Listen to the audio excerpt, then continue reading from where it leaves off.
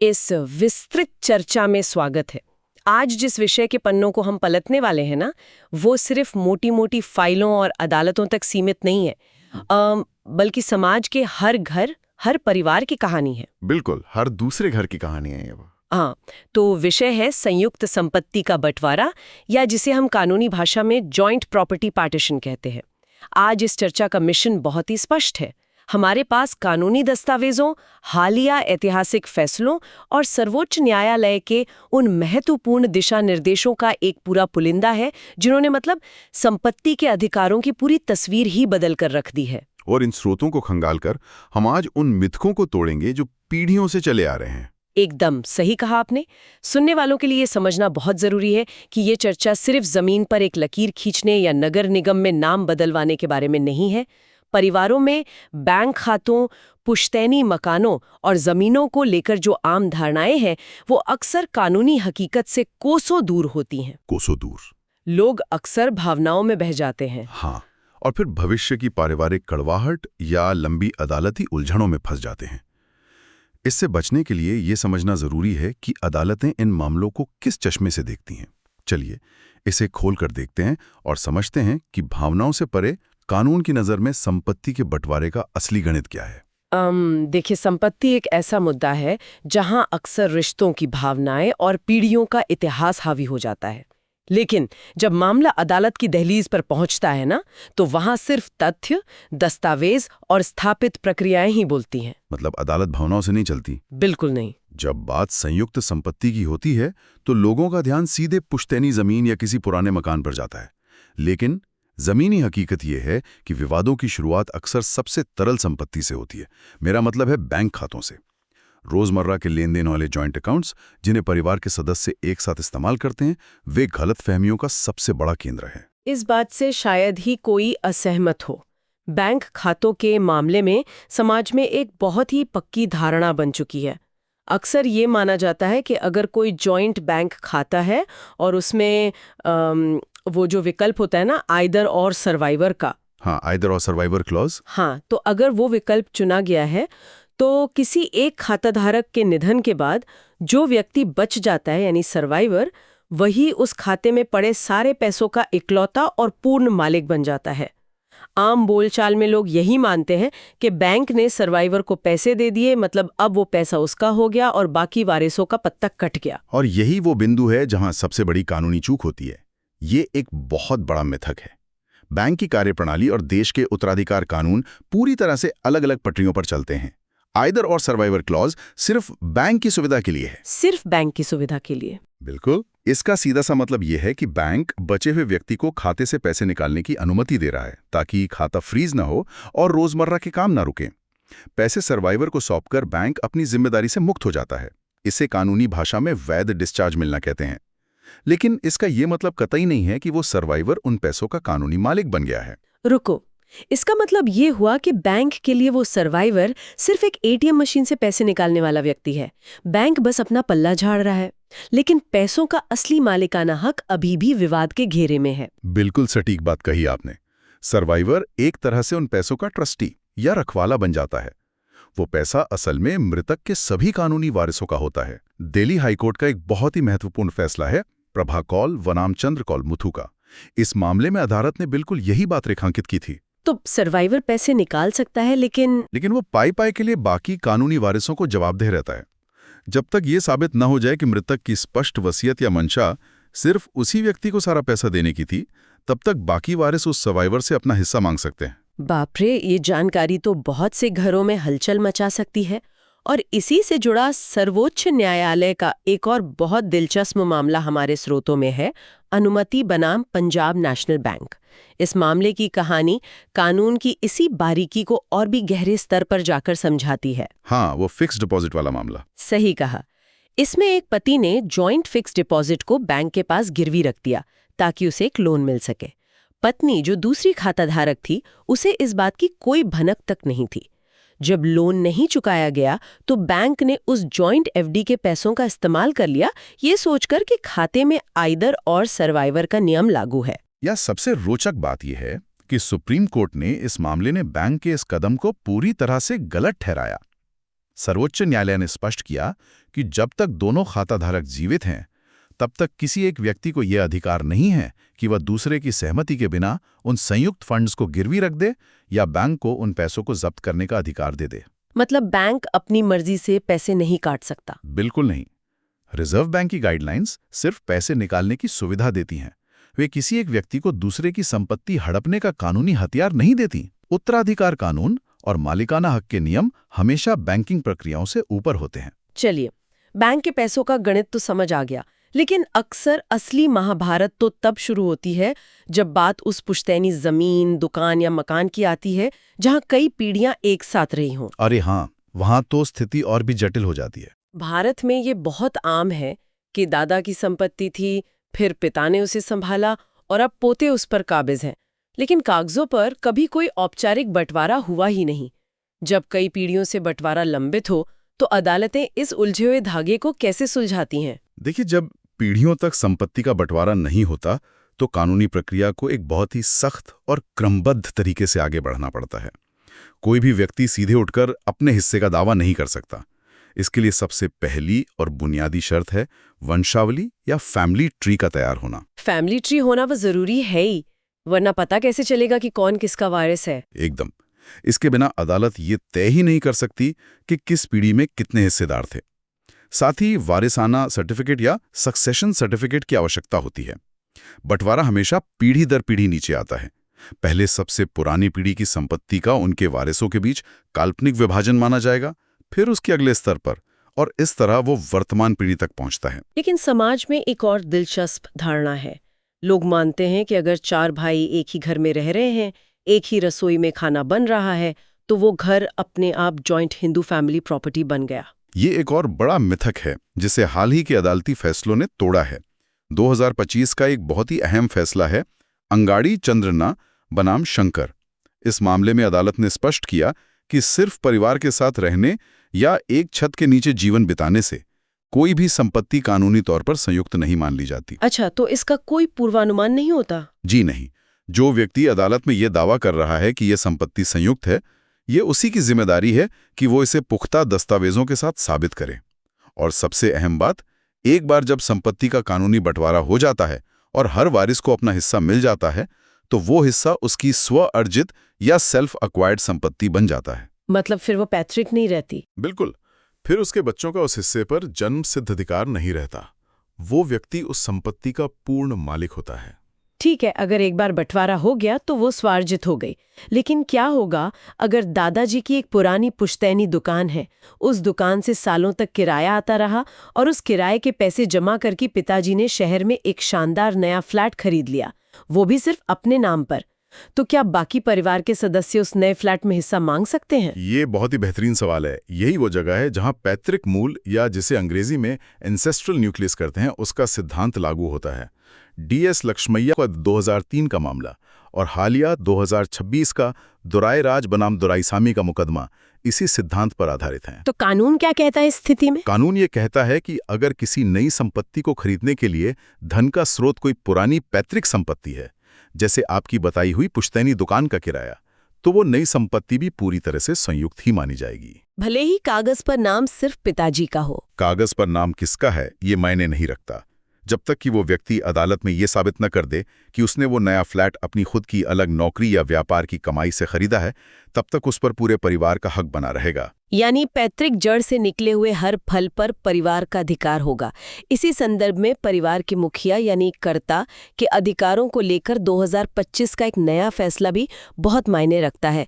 कर्ता के पास संयुक्त संपत्ति को प्रबंध करने के विशेष अधिकार होते हैं। जी, कर्ता को ये अधिकार है कि वो कानूनी आवश्यकता या लीगल नेसेसिटी के लिए संयुक्त संपत्ति को बेच सकता है और इसमें बाकी सदस्यों की सहमति अनिवार्य नहीं होती। उदाहरण के लिए परिवार पर कोई भारी कर्ज हो या बेटी की शादी का खर्च उठाना हो। बिल्कुल। 2025 के इस हालिया फैसले में एक बहुत ही व्यावहारिक बात कही गई। इसमें माना गया कि बेटी की शादी एक वैध कानूनी आवश्यकता है और दिलचस्प बात यह है कि कर्ता उस शादी का खर्च चुकाने के लिए संपत्ति को शादी संपन्न होने के बाद भी बेच सकता है। शादी के बाद भी? हाँ, अदालतें समझती हैं कि शादी के समय लोग कर्ज लेते हैं और उस कर्ज को चुकाने के लिए बाद में संपत्ति बेचने की आवश्यकता पड़ सकती है। यहाँ बात और भी दिलचस्प हो जाती है। जब बेटियों का जिक्र आया है तो संपत्ति कानून में आए उस सबसे बड़े ऐतिहासिक भूकंप की बात करना अनिवार्य हो जाता है जिसने हिंदू उत्तराधिकार कानून की पूरी दिशा ही बदल कर रख दी। मैं बात कर रही हूँ 2020 के विनीता शर्मा बनाम राकेश शर्मा मामले की। एक लैंडमार्क जजमेंट जिसने सब कुछ बदल दिया। हाँ, इस एक फैसले ने सदियों से चली आ रही उस व्यवस्था को जड़ से उखाड़ फेंका जहां बेटियों को बेटों के बराबर का दर्जा हासिल नहीं था। सही कहा आपने। विनीता शर्मा केस सिर्फ एक कानूनी फैसला नहीं था, ये एक बहुत बड़ा सामाजिक बदलाव था। इस फैसले ने ये अंतिम रूप से स्थापित कर दिया कि बेटियां जन्म से ही को-पार्टनर हैं। इसका मतलब है कि पैतृक संपत्ति में जन्म के साथ ही उनका उतना ही अधिकार है जितना कि एक बेटे का। इस फैसले की सबसे बड़ी खासियत इसका रेट्रोस्पेक्टिव या पूर्वव्यापी प्रभाव था। इसका मतलब ये है कि अगर किसी मामले में पिता का देहांत 2005 के उस कानून संशोधन से कई साल पहले ही हो गया हो, तब भी ये बहाना नहीं बनाया जा सकता कि पिताजी तो कानून बदलने से पहले ही गुजर गए थे, इसलिए बेटी का हक नहीं बनता। बिल्कुल सही। बेटी का हक हर स्थिति में सुरक्षित है। जब तक कि 20 दिसंबर 2004 से पहले कोई वैध और पंजीकृत बंटवारा ना हो चुका हो, तब तक बेटी को उसके हिस्से से वंचित नहीं किया जा सकता। ये तो बहुत ही न्यायपूर्ण कदम है। हाँ, ये फैसला उन सभी पुराने मुकदमों और पारिवारिक विवादों के लिए एक संजीवनी बनकर आया, जहां बेटियों को तकनीकी आधार पर उनके हक से बेदखल करने की कोशिश की जा रही थी। बेटियों के अधिकारों और समानता की इस बात को थोड़ा आधुनिक दौर में लाते हैं। आज के समय में जहां न्यूक्लियर परिवारों का चलन है, पति पत्नी मिलकर घर खरीदते हैं, ये भी एक प्रकार की जॉइंट प्रॉपर्टी है। जी, बहुत आम है आज के शहरों में। अक्सर एक स्थिति देखने को मिलती है, घर दोनों के नाम पर रजिस्टर होता है, लेकिन बैंक की जो होम लोन EMI है वो सिर्फ पति के बैंक खाते से कट रही होती है। ऐसे में जब वैवाहिक विवाद होता है तो अक्सर पति यह दावा करता है कि चूंकि पूरा पैसा उसने चुकाया है, इसलिए घर का एकमात्र मालिक वही है। ये एक बहुत ही आम धारणा है, लेकिन दिल्ली हाईकोर्ट के 2025 के एक फैसले ने इस तर्क को सिरे से खारिज कर दिया है। हाईकोर्ट ने बहुत स्पष्ट शब्दों में कहा कि अगर संपत्ति के दस्तावेजों में पति और पत्नी दोनों का नाम संयुक्त मालिकों के रूप में दर्ज है, तो सिर्फ EMI भरने के आधार पर पति पत्नी के मालिकाना हक को खत्म नहीं कर सकता। मतलब वैवाहिक जीवन में योगदान सिर्फ आर्थिक नहीं होता। बिल्कुल, कागजों पर जो कानूनी अधिकार दर्ज हो गया है वो केवल इस बात से शून्य नहीं हो जाता कि पैसे किसने दिए। ये फैसला वैवाहिक संपत्तियों के मामले में पारदर्शिता को बढ़ावा देता है और ये सुनिश्चित करता है कि वित्तीय नियंत्रण के आधार पर किसी एक पक्ष के कानूनी अधिकारों का हनन न हो। कागजों की अहमियत तो अब मुझे पूरी तरह समझ आ रही है, लेकिन जमीनी सच्चाई ये भी है कि भारत में खासकर ग्रामीण या पुराने परिवारों में संपत्तियों का बंटवारा अक्सर डाइनिंग टेबल पर या किसी पारिवारिक समारोह में चाय पीते पीते मौखिक रूप से हो जाता है। चाय पर चर्चा और बंटवारा। हाँ वही लोग कह देते हैं ये वाला खेत तुम्हारा, वो वाली दुकान मेरी। कोई लिखित दस्तावेज नहीं बनता। सालों बाद जब अगली पीढ़ी आती है तो विवाद खड़े हो जाते हैं। क्या कानून ऐसे चाय पर हुए समझौतों या मौखिक बंटवारे को मान्यता देता है? कानून मौखिक बंटवारे को बहुत ही संदेह की दृष्टि से देखता है। उसी विनीता शर्मा केस में सर्वोच्च न्यायालय ने मौखिक बंटवारे के दावों से निपटने के लिए बहुत ही सख्त दिशा निर्देश तय किए हैं। अदालतें जानती हैं कि लोग अक्सर दूसरों का हक मारने के लिए झूठे मौखिक बंटवारे की कहानियां गढ़ लेते हैं। मतलब सिर्फ गवाहों के भरोसे काम नहीं चलेगा। बिल्कुल नहीं। अदालत किसी भी मौखिक बंटवारे को सिर्फ गवाहों के बयानों पर नहीं मानती। इसे साबित करने के लिए सार्वजनिक दस्तावेजों या पब्लिक डॉक्यूमेंट्स का होना अनिवार्य है। सार्वजनिक दस्तावेज मतलब लोगों को ये साबित करना होगा कि उस कथित मौखिक समझौते के बाद उन्होंने वास्तव में उस संपत्ति को अपने हिस्से के रूप में अपना लिया था और सरकारी रिकॉर्ड में भी वो बदलाव दिखा। ठीक कहा। इसके लिए आधार कार्ड, वोटर ID या फिर बिजली और पानी का बिल जैसे दस्तावेज अदालत में पेश करने होते हैं। यदि इन दस्तावेजों पर लगातार वही पता दर्ज है जिसका दावा किया जा रहा है और ये लंबे समय से है, तब जाकर न्यायालय उस मौखिक बंटवारे पर विचार करने के लिए राजी होता है। पर ये प्रक्रिया तो बेहद जटिल लग रही है। जटिल और तनावपूर्ण दोनों हैं। इसीलिए कानूनी विशेषज्ञ हमेशा ये सलाह देते हैं कि बिना कोर्ट कचहरी के चक्कर काटे फैमिली सेटलमेंट डीड बनवा लेना सबसे समझदारी भरा कदम है। Family settlement deed? जी, परिवार के सभी सदस्य आपसी सहमति से शर्तों को कागज पर लिखें और उसका विधिवत पंजीकरण करवाएं। ये एक ऐसा दस्तावेज है जो भविष्य के सभी कानूनी झंझटों और मनमुटाव को खत्म कर देता है। सहमति हो तो हर रास्ता आसान है, लेकिन विवाद और अदालती लड़ाइयां वहीं शुरू होती हैं जहां किसी की नीयत में खोट हो। कल्पना कीजिए, एक परिवार में बंटवारे का मुकदमा चल रहा है। एक भाई जानबूझकर चालाकी करता है और शहर के बीचों बीच स्थित सबसे महंगी कमर्शियल जमीन का जिक्र ही मुकदमे में नहीं करता। या किसी दूर के वारिस का नाम छिपा लेता है। हाँ, बिल्कुल। इस तरह की हेराफेरी के क्या परिणाम हो सकते हैं? कानून की भाषा में इस तरह की चालाकी को आंशिक बंटवारा या पार्शियल पार्टीशन का नाम दिया गया है, और अदालतों में आंशिक बंटवारे के मुकदमों के लिए कोई जगह नहीं है। कर्नाटक हाईकोर्ट का 2025 का ही एक बहुत चर्चित मामला है, श्रीमती थायम्मा बनाम सुब्रमण्य। इस मामले में अदालत का क्या रुख था? इस मामले में अदालत का रुख बेहद सख्त था। जब अदालत के सामने ये साबित हो गया कि मुकदमा दायर करने वाले पक्ष ने जानबूझकर कुछ संपत्तियों को छिपाया है, तो अदालत ने पूरे मुकदमे को ही खारिज कर दिया। बंटवारे का बुनियादी सिद्धांत ही पूर्णता का सिद्धांत है। परिवार की सुई से लेकर जमीन तक सब कुछ एक साथ पटल पर रखा जाना चाहिए। आप अपनी सुविधा के अनुसार संपत्तियों को चुनकर बंटवारा नहीं कर सकते। और अगर किसी अविभाजित संयुक्त परिवार का कोई सहमालिक चालाकी से सिर्फ अपने हिस्से को गुपचुप तरीके से किसी बाहरी व्यक्ति या बिल्डर को बेच दे, तो क्या वो बिल्डर सीधे आकर उस जॉइंट घर के सोफे पर बैठ सकता है? बिल्कुल नहीं। इसके लिए संपत्ति हस्तांतरण अधिनियम में एक बहुत ही स्पष्ट नियम है। ट्रांसफर ऑफ प्रॉपर्टी एक्ट के सेक्शन 44 के तहत कोई सहमालिक अपना हिस्सा बेच तो सकता है, लेकिन अगर बात एक अविभाजित संयुक्त परिवार के घर की है, तो बाहरी खरीदार को उस संपत्ति का कब्जा लेने का कोई अधिकार नहीं है। तो उसे क्या करना होगा? कब्जा पाने के लिए उस खरीदार को पहले अदालत में जाकर पूरे परिवार के खिलाफ बंटवारे का मुकदमा दायर करना होगा। बिना औपचारिक बंटवारे के कोई अजनबी व्यक्ति परिवार के घर में घुसकर कब्जा नहीं जमा सकता। ये तो उन लोगों के लिए एक बहुत कड़ा संदेश है जो तथ्य छिपाकर या शॉर्टकट लेकर काम चलाना चाहते हैं। लेकिन सिक्के का दूसरा पहलू भी है। क्या होगा अगर कोई नाम या किसी दूर दराज के गांव की कोई बंजर जमीन वास्तव में किसी मानवीय भूल के कारण मुकदमे में शामिल होने से छूट गई हो? कोई चालाकी नहीं थी, बस एक साधारण भूल थी। क्या उस गलती को सुधारने का कोई रास्ता है? कानून जितना सख्त है उतना ही न्यायपूर्ण भी। दिल्ली हाई कोर्ट का 2012 का एक बहुत ही प्रासंगिक मामला है अजय बत्रा बनाम वीपी बत्रा। इसके अलावा सिविल प्रक्रिया संहिता के प्रावधान भी इस बात की अनुमति देते हैं कि यदि कोई संपत्ति वास्तव में भूलवश छूट गई है, तो अदालत में आवेदन में संशोधन या अमेंडमेंट की अर्जी दी जा सकती है। ये ऑर्डर 6 रूल 17 के तहत होता है। यानी अदालत के सामने ये स्वीकार करना कि भूल हो गई है और उसे सुधारने का मौका मांगा जाए। ठीक ऐसा ही। लेकिन यहाँ सबसे बड़ी शर्त नियत की है। अदालत इस बात की बारीकी से जांच करती है कि क्या वो भूल वाकई बोनाफाइड या वास्तविक थी, या फिर पकड़े जाने पर बचने का कोई बहाना। अगर अदालत संतुष्ट है कि नियत साफ थी, तो संशोधन की अनुमति मिल जाती है। लेकिन अगर ये साबित हुआ कि ये कोई सोची समझी चाल थी, तो फिर वही आंशिक बंटवारे का कड़ा नियम लागू होगा और मुकदमा खारिज होने के कगार पर पहुंच जाएगा। तो इन सभी कानूनी पहलुओं, मुकद्दमों और सिद्धांतों को समझने के बाद अगर मैं इस पूरी चर्चा का सार निकालूं, तो ये बात शीशे की तरह साफ हो जाती है कि संपत्ति का बंटवारा महज एक लकीर खींचने का काम नहीं है। बिल्कुल नहीं। यह एक अत्यंत सूक्ष्म, दस्तावेजों पर आधारित और पारदर्शी प्रक्रिया है। चाहे वो बैंक खाते के सर्वाइवर की जवाबदेही तय करना हो, पुश्तैनी संपत्तियों को एंसेस्ट्रल न्यूक्लियस के जरिए पहचानना हो, या फिर आंशिक बंटवारे से जुड़े कड़े नियम हो, कानून हर कदम पर सबूत मांगता है।